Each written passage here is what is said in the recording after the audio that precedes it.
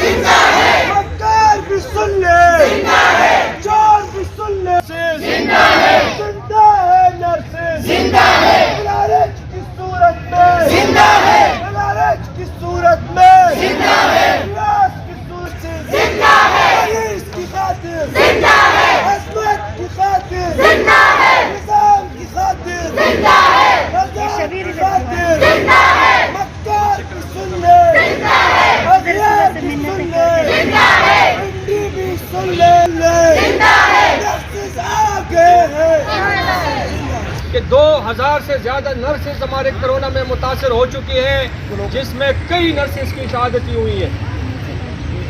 افسوس کے ساتھ کہنا پڑتا ہے MTIA ایک ایسا نظام لاگو ہوا جس میں امپلائیز کا استحصال جاری ہے۔ کل ہمارا صوبائی کال ہے، یہ ساری باتیں انشاءاللہ ہم میڈیا کے ساتھ شیئر کریں گے۔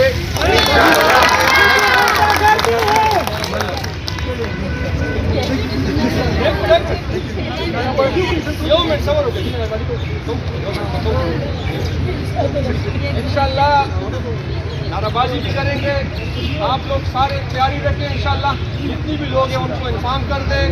کل ہم 9 بجے لالچ کے گیٹ پہ صوبائی لوگ سارے انشاءاللہ اکٹھے ہوں گے۔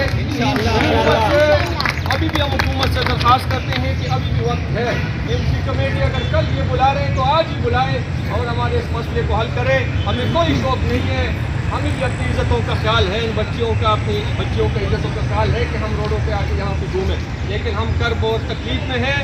ہم ہر چیز برداشت کر سکتے ہیں، کسی کی رزق پہ ہم کوئی کمپرومائز نہیں کریں گے۔ جس کی 7 سال سروس بالکل کلیئر ہو اور وہ کہتے ہیں کہ فائل پہ کچھ بھی نہیں ہے، ایک ایسے لوگ جو ان کے آفس میں گئی بھی نہیں اپنی ڈیوٹی اور اپنی خدمت سے انہوں نے کام رکھا اور آپ ان کو ایک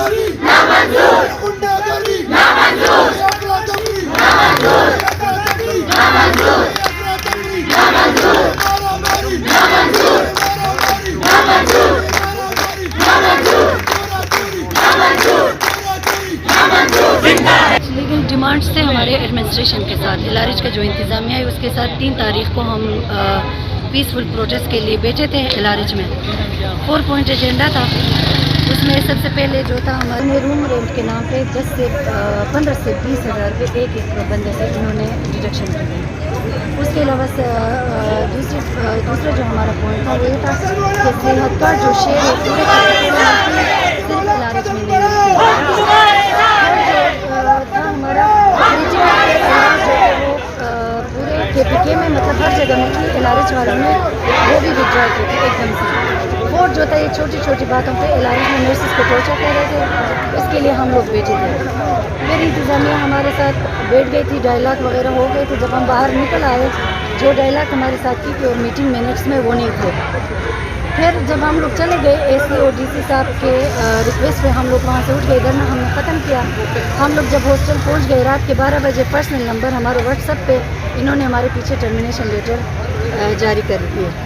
اس کے بعد 13 دن سے مسلسل یہ دھرنا جاری ہے اور یہ جو ہم LRH انتظامیہ ہے یہ کسی بات کو پازیٹیو اس پہ نہیں لے رہی ہے۔